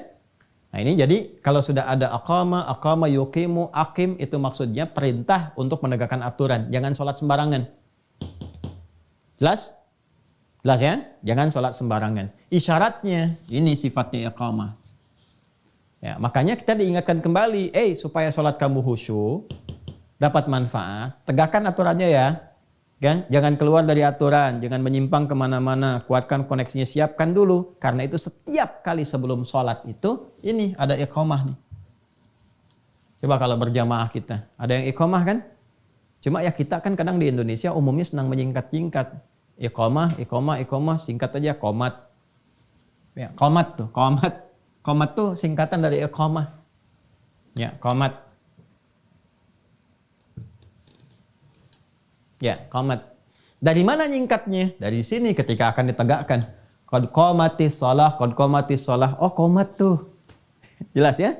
Padahal isyarat awalnya untuk menegakkan ini dari kata iqamah. Aqama yuqim iqamah. Kalau di Arab biasanya orang Arab langsung iqamah. Ya akhi iqamah, ya kan? Ya akhi, ingatkan yang lain, tegakkan aturan, siap. Makanya ketika akan sholat, ini nanti ada panduan kekhusyuan. Disiapkan supaya khusyuk. Nanti saat masuk teknis, ya saya terangkan lafaz-lafaz iqamah itu yang senafas dengan adzan. Allahu Akbar. Ya kan? Asyhadu an la ilaha illallah, asyhadu anna Muhammadar Rasulullah. Ya kan? Hayya 'alas shalah, hayya 'alal falah, qad qamatis shalah. Nah, pakai qad. Kenapa pakai qad? Kenapa dari aqama pindah ke qama ke sini? Nah, itu ada maknanya sendiri. Nah, jadi kalau sudah ada iqamat, artinya ini panduan kepada kita pengingat untuk mulai menegakkan aturan supaya khusyuk. Supaya khusyuk. Dan nanti kata khusyuk ini, ya kata khusyuk nanti kita akan bahas detail. Puncaknya adalah membawa kita tersambung ke sini, ke Allah. Ya. Itu nanti di Al-Baqarah ayat 45 sampai 46. Nanti kita bahas detail. Ya. Wasta'inu bis-sabri was-salah wa innaha lakabiratun illa 'alal khashi'in. Siapa khusyuk itu? Alladzina yadhunnuna annahum mulaqu rabbihim. Ini. Ya, tersambung dengan Allah. Jadi kalau kita benar ini nyimak iqamat dengan benar, belajar aturannya. Jadi begitu qomat, ya, begitu iqamah, Allahu Akbar, ingat ini, terbawa kita ke sini. Jelas ya? Nah, jadi iqamah itu bukan kalimat-kalimat sembarangan, bukan formalitas sholat dimulai. Ya, bukan formalitas jamaah disiapkan, tidak. Ya, ini mengikat semua. Makanya mengikat ke imam juga. Begitu iqamah disampaikan, ya, diperdengarkan, imam kan berbalik melihat makmum semua. Ya, lalu melihat safnya, istaqimu, dilihat itu. Ya, itu bukan tanya jawab, sudah tahu, tidak. Itu begitu dicek tuh dilihat. Saya kalau di Tripoli itu muter. Ya, minimal saf terdepan itu. Ke samping itu ngelihat tuh. Terus dilihat kakinya, dilihat lurusnya dan sebagainya. Terus dilihat siapa yang sholat. Ya, siapa yang sholatnya? Apakah orang mampir, transit, atau orang mukim? Ya, kemudian orang tua atau yang remaja atau anak-anak kecil. Selain nata sholat, nata saf dalam sholat, itu menata nanti surat apa yang dibaca supaya tercover ya oleh makmum pada umumnya. Jadi makmum tuh bisa kuat. Jangan sampai cuman istaqimu, nengok juga enggak. Ya, enggak tahu siapa yang sholat di belakang. Dibacakan Al-Baqarah. Ya, sholatnya sholat Isya sampai akhir lagi. Ya, 286 dibagi 2. Begitu nengok enggak ada yang tahan di belakang, udah hilang semua. Ya, jadi lihat siapa yang sholat. Ini ada yang mungkin takut ketinggalan pesawat. Ya. Di bandara kok ngimamin suratnya Yasin. Di bandara tuh kul aja kulhu. Ya, kul a'udzu birabbil falaq, kul a'udzu birabbin nas, selesai. Nah, di bandara kan mau pakai surat Yasin, mau pakai An-Nisa, Baqarahan. Tidak, bacakan yang singkat, yang padat. Orang nunggu jadwal pesawat. Ya, dan seterusnya tuh. Nah ini gambaran-gambarannya. Ya, nanti fikihnya akan masuk ke situ. Jadi saya ke sini dulu nih. Nah, pelaksanaan ini kalau sudah mau dieksekusi, kembali ke dasar ke sini, ke pokoknya. Ke pokoknya. Kalau sudah ke sini, ya, maka tinggal digunakan turunannya, kata gantinya. Siapa nih yang mau menunaikan? Kalau di sini kan Nabi sedang mengajarkan ya kepada laki-laki tadi. Laki-laki itu siapa ketika dilacak dalam sirah? Ini namanya nih, Khalad bin Rafi Az-Zuraiqi. Khalad bin Rafi' Az-Zuraiqi. Kita gali terus sampai ditemukan. Ya, tapi kan kalau saya keluarkan kitabnya ntar kayak kemarin tuh mejanya habis gitu. Ya, jadi Anda percaya aja dulu lah gitu. Percaya dulu. Ntar kalau udah ditunjukin cari sendiri deh. Ya. Jadi ini namanya Khalad bin Rafi' Az-Zuraiqi. Ya. Karena orangnya di hadapan Nabi, kata kedua kan, Kata kedua, anta. Anta itu kalau sudah masuk ke kata kerja berubah jadi tak aja. Udah. Ya tak. Ya kalau jadi objek untuk berdiskusi, ya kan, kata kerja kedua. Ya tinggal an-nya buang, tinggal taknya. Jadi di sini qama, ya qama ke sini tambah anta, ya an-nya buang, tinggal taknya. Cepatnya begitu. Kalau mau disambungkan, ini alif buang nih. Ini asalnya waw sebetulnya. Ya. Jadi tinggal ini kalau mau nyambung ke sini ini buang yang keduanya. Jadi kaf, mim. Nah, ini kan sudah dibuang, an-nya tinggal taknya begini. Taknya tetap begini. Ya. Sudah? Jelas ya? Nah, ini kan tadinya berharokat semua kan? Qama kan? Karena ini sudah dibuang, harus ada penyesuaian untuk menunjukkan bahwa ini nyambung. Kalau 3 huruf ini bersambung dengan kata ganti, maka huruf keduanya harus mati untuk menunjukkan ada ketersambungan. Maka ini seperti ini. Ya. Ini mati di sini. Tinggal qafnya harokatnya apa? Nggak boleh sama dengan yang awal. Kalau yang sini kan qa, ya. Qama. Ya, maka di sini kita kemudian gantikan untuk menunjukkan bahwa ini telah bersambung dengan ta, kata ganti kedua, pakai dhammah u. Jelas ya?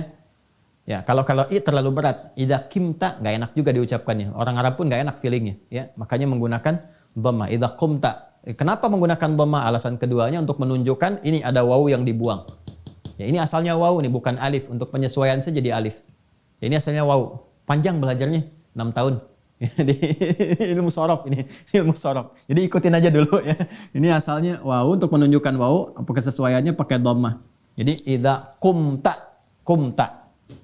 Nah, jadi kalau sudah kembali ke bentuk ini, artinya siap ditunaikan. Kalau menggunakan bentuk ini, isyarat supaya menunaikan dengan sempurna, tegakkan aturan.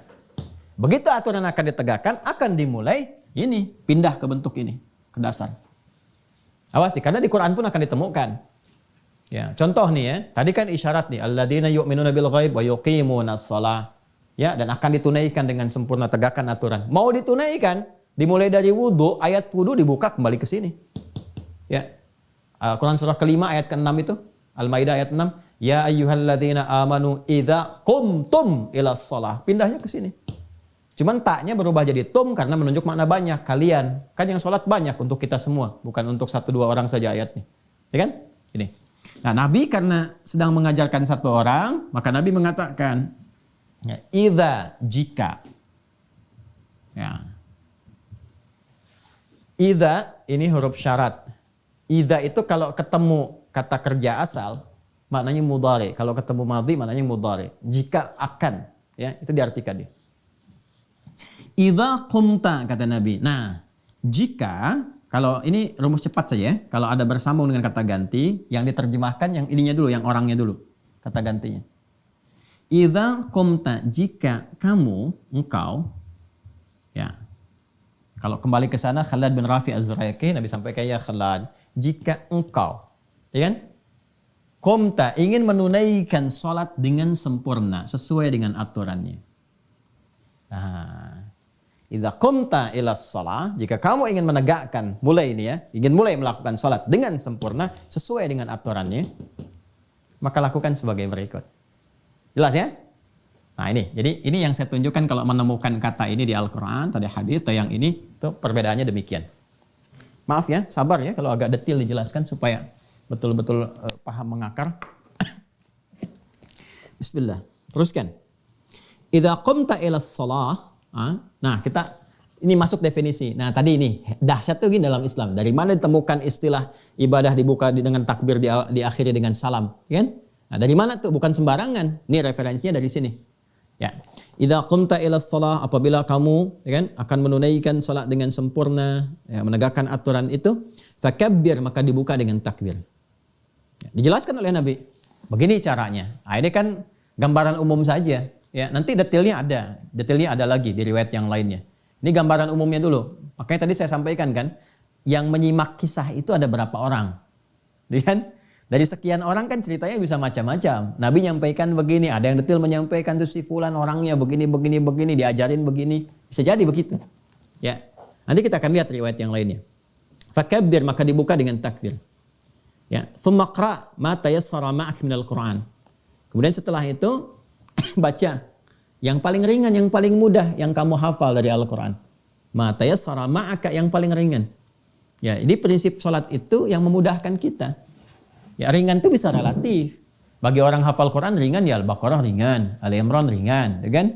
Ya, bagi yang mengawali awal-awal ini prinsipnya memberikan kemudahan. Ya, jangan sampai kalau ada orang misalnya mu'alaf masuk Islam langsung sholat. Oh, kalau kamu mau dapat faedah yang banyak istimewa, apalin Al-Baqarah. Enggak. Kan bismillah dulu, Al-Fatihah cukupkan dulu, ayat-ayat pendek dulu. Anak-anak juga begitu fikihnya. Ya, jika anak-anak juga yang paling ringan dulu supaya dia senang dengan sholat itu nyaman, merasakan kenikmatan. Yang paling penting melatih konektivitas dulu. Yang penting nyambung dulu. Terus setelah sudah merasakan kenikmatan, nambah sendiri kok. Bapak Ibu juga begitu kan? Ya, kalau sudah tersambung, sudah merasa enak, pengen berlama-lama dalam sholat. Sujudnya pengen lama, berdirinya pengen lama. Silakan cek. Kalau nggak percaya silakan. Semakin iman meningkat, semakin kuat sinyalnya, semakin pengen lama terhubung. Ya, Anda aja kalau ngaji begini, ya kan nggak terasa udah 2 jam, 3 jam. Ya, bahkan kalau saya baru 1 jam mau saya akhiri aja kok sebentar ya, udah 1 jam saya bicara. Kan ini udah hampir 2 jam nih. Jadi kita tuh kalau sudah nyaman, apapun yang dikerjakan itu enak aja. Ya, ini ya. Kemudian baca yang paling ringan. Faqra'u ma tayassara ma'aka minal Qur'an. Nanti dikonfirmasi di Al-Muzammil itu ayat 20. Faqra'u ma tayassara minal Qur'an. Kemudian karena yang diajarin itu Khalad. Ingat, yang diajarin Khalad bin Rafi Az-Zuraiqi yang baru pertama tuh. Ya, boleh jadi ini orang-orang baru masuk Islam kan, baru belajar di awal-awal. Ini bukan selevelnya yang Abu Bakar, yang Umar bin Khattab, Ubay bin Ka'ab, Mu'adz bin Jabal, tidak. Kalau yang itu Mu'adz aja udah beda sendiri. Ya, Mu'adz, Ubay itu isyanya sudah Al-Baqarah sendiri. Ya, masih ingat gak kisah viral tentang itu? Nanti di akhir, jangan sekarang ya, supaya nggak lompat-lompat dulu. Kemudian thumarka. Ya, setelah kamu berdiri, baca surat yang paling mudah untukmu, ruku'. Ini umum dulu ya. Hatta tatma'inna raki'ah. Ya, sampai kamu merasa nyaman dalam ruku'. Tuma'ninah. Perhatikan ya, masih ingat gak? Yang saya sampaikan di awal tentang manfaat sholat. Kemarin masih ingat? Ya. Bukankah di antara manfaat sholat itu menghadirkan ketenangan dalam jiwa? Ya kan? Ketenangan. Ala bidzikrillahi tatma'innul qulub. Ya. Dan sholat disebut zikir. Wa aqimis sholata li dzikri. Dan manfaat sholat menghadirkan ketenangan. Nah, ini sudah manfaat pertama diberikan, disyaratkan oleh Nabi. Ya, thumma raka, kemudian kamu ruku, hatta tatma'inna raki'an, sampai kamu merasa tuma'ninah dalam ruku. Tuma'ninah itu bahasa Indonesianya tenang. Ya, itma'anna yatma'innu, itmi'nanan sifatnya tuma'ninah. Hatta tatma'inna, sampai kamu merasa tenang dalam ruku. Yang tenang itu apanya? Ya, yang tenang itu kan jiwanya. Kalau jiwanya sudah tenang, bawaan ke sikap ke apa-apanya itu nyaman. Ya, kelihatan nyaman, enak. Tapi kan kalau tenang itu kan bukan di tangan. Tangan tuh diam. Ya kan? Kalau tenang itu kan di hati. Ya. Kalau suara diam, jangan ribut, diam, jangan bergerak. Itu diam. Kalau sudah tenang tuh keadaan hati, tenang. Dari hati dipancarkan ke sikap, jadi diam. Ya, hatta tatma'inna raki'an, sampai kamu merasa tenang. Artinya apa? Jadi kalau orang sholatnya benar dari berdiri saja, itu kedampak ke hati sudah enak dan nyaman. Cirinya apa? Ketika dia ruku, tuma'ninah dalam ruku. Tuma'ninah itu apa? Salah satu maknanya ada ketenangan pada jiwanya. Begitu tenang, rukunya nyaman, beredar darah dengan sempurna, lurus, saraf-saraf yang kejepit, yang bagian punggung yang macam-macam tuh kalau benar rukunya. Nanti kalau udah masuk ruku kita tunjukkan. Ya, sampai detil. Sampai air kalau dituangkan dalam satu bejana gelas disimpan di atas punggung orang ruku nggak akan tumpah. Ntar kita praktekkan. Siap-siap admin, kameramen. Ntar saya suruh ruku, saya simpan gelas di atasnya tuh. Ya, goyang nggak gitu. Kita cek sampai akhir kajian. Mau dicek rukunya Nabi. Ruku Nabi itu kan rukunya sama dengan berdirinya. Jadi kebayang kalau berdirinya baca 5 juz itu, ya ukuran 5 juz ruku. Ya, nah itulah kalau orang sudah nikmat tuh udah nggak bisa diukur dengan yang biasa. Jelas ya? Nah, jadi itu manfaat tuh terkorelasikan. Jadi saat bersamaan terasa. Ya, bahkan dahsyatnya kalau orang benar sholat itu kadang-kadang baru ngadap kiblat, baru takbir udah nangis. Udah bisa nangis. Ya, ada yang nangis, ada yang sudah merasakan kenikmatan, ada yang sudah nggak diganggu sama sekali. Ya, Anda kalau saya tunjukkan kitab-kitab sirah ya, termasuk yang ditulis oleh ulama kita tapi pakai bahasa Arab, itu Masya Allah. Ada yang sedang sholat itu sebelum sholat ada yang kena duri. Ya, apa tuh bahasa Perancisnya Mas? Kacugak ya. Kacugak tuh. Ya, kacugak tuh perapatan Ciamis. Ya, kacugak tuh kena apa ya? Beling ya, beling-beling kecil itu. Ya kena kaki misalnya. Ya. Itu sahabat Ali bin Abi Thalib ya, ketika terkena itu duri di kakinya itu, mau dicabut susah, memerah wajahnya, pertanda kelihatan gitu sakit karena dalam itu. Sahabat yang satu bilang, "Tenang, saya tahu kapan waktunya dicabut, biarin aja," katanya. Begitu sedang sholat, dicabutlah duri itu. Ada sahabat yang ngambil itu. Diam, nggak ada ekspresi, nggak ada apa, diam aja. Kisahnya banyak lah, kisah-kisah tentang dahsyat seperti itu tuh. Ya, wah ini luar biasa lah, luar biasa ya. Dan ini hal-hal yang mungkin kalau kita bisa belajar, ya mudah-mudahan mendekati ya sifat-sifat kenikmatan sholat, kenikmatannya. Nah ini tatma'inna dalam ruku. Thummarfa, kemudian bangkit dari ruku hatta ta'tadila qa'iman. Ya, hatta ta'dila qa'iman, sampai dia tegak sempurna. Makanya disebut i'tidal. Ya, dari bahasa hadis Nabi. Jadi istilah-istilah ini bukan dimunculkan ulama sendiri, tidak. Ya, sampai tegak sempurna, lurus. Nanti ada detailnya lagi di At-Tirmidzi, nanti ada hadisnya detail. Ya, bagaimana cara tegaknya itu? Dari punggungnya dilihat, dari punggungnya, rusuknya seperti apa, ngadepnya kemana. Pokoknya sehat deh kalau benar-benar sholatnya bagus itu. Ya. Kemudian masjud, kemudian sujud setelah itu hatta tatma'inna sajidah, sampai kamu tumaninah dalam sujud. Sujud itu sudah tumaninah sendiri. Ya, Masya Allah ini ya, benar-benar deh kalau selesai sholatnya betul itu harusnya nggak ada kegelisahan itu. Thummarfa, kemudian bangkit dari sujud hatta tatma'inna jalisan, sampai kamu duduknya itu tumaninah. Ya, waf'al dzalika fi salatika kulliha. Nah, kalau sudah paham begitu, dari berdiri, ruku', i'tidal, sujud, duduk, kerjain deh sesuai dengan jumlah rakaatnya di semua sholat yang kamu kerjakan. Kata Nabi begitu. Nah, ini bahasa umum di Al-Bukhari. Ya, di Muslim senafas dengan ini. Jadi di hadis Muslim hadis 397 itu sama persis dengan ini. Ya, sama persis. Jadi saya tidak baca ulang karena semua sama. Hanya ada beberapa penekanan-penekanan, kayak misalnya di sini ta'dila, di sini ta'tadila. Jadi bisa dibaca ta'dila, bisa dibaca ta'tadila. Ya, contoh kalau kita baca cepatnya dari Al-Limni, ya kan? Idza qumta ila as-salati fakabbir, thumma qra' ma tayassara ma'aka min al-Qur'an, thumma rka' hatta tatma'inna raki'an, thumma irfa' hatta ta'tadila. Nah, benar kan yang saya katakan? Jadi kalau di sini ta'dila, di sini ta'tadila. Ya, ini biasa. Kan tadi saya katakan kalau ada yang hadir berapa orang menyampaikan, yang ini menyebutkan dengan kata ini kata B, atau ini ada penekanan tapi substansinya sama. Hatta ta'tadila qa'iman, thumma masjud hatta tatma'inna sajida, thumma irfa' hatta tatma'inna jalisa, thumma fa'al dzalika fi salatika kulliha. Sama. Nah, nanti ada riwayat yang lebih detail daripada ini. Detailnya itu masih seputar yang ini. Ya, ya kita ambil yang detailnya sekarang. Ya. Idza qumta ila shalah, yuk kita lihat urutannya. Ya, kita ambil pada yang detail ya, masih di Al-Bukhari, tapi kita ambil versi detailnya. Rawinya dari Abu Hurairah, masih sama. Dari Abi Sa'id juga, tapi sekarang kita masuk riwayat yang lebih detailnya tentang urutan-urutan cara. Langsung ke sini ya.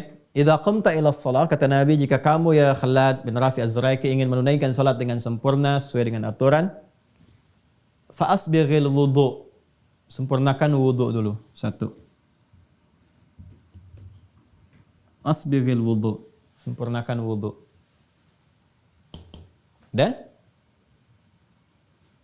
Dan kesempurnaannya menggunakan kata isbagh. Asbighil wudu.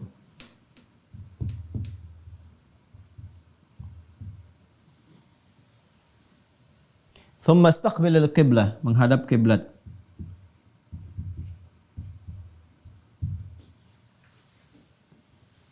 Sudah? Idza qumta ila shalah fa asbighil wudu, thumma istaqbil al-qiblah. Kemudian menghadap ke arah kiblat. Ya, setelah sempurna ini baru dimulai. Fakabbir, baru dengan bertakbir. Nanti di situ ada detil. Dimulai salat. Mulai praktek salat. Ya, sampai akhir nanti. Ya, dan nanti yang dari sampai akhir dikonfirmasi di hadis-hadis lain. Nanti saya tunjukkan hadis-hadisnya. Ada yang di Abu Daud, ada yang di At-Tirmidzi, ada yang di An-Nasai, dan yang lain-lainnya.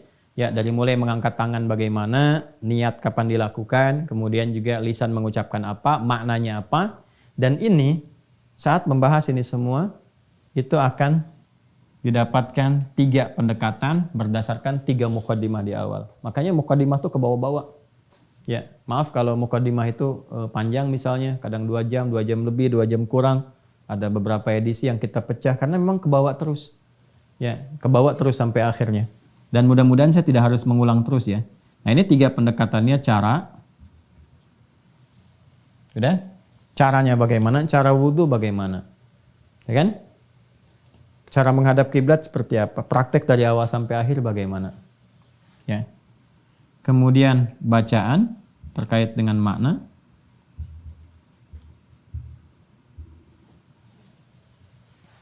Apa yang dibaca? Saat wudhu ada bacaan nggak? Dimulai sampai akhirnya. Ya kan? Kenapa bacanya itu? Maknanya apa? Yang terakhir adalah hikmah.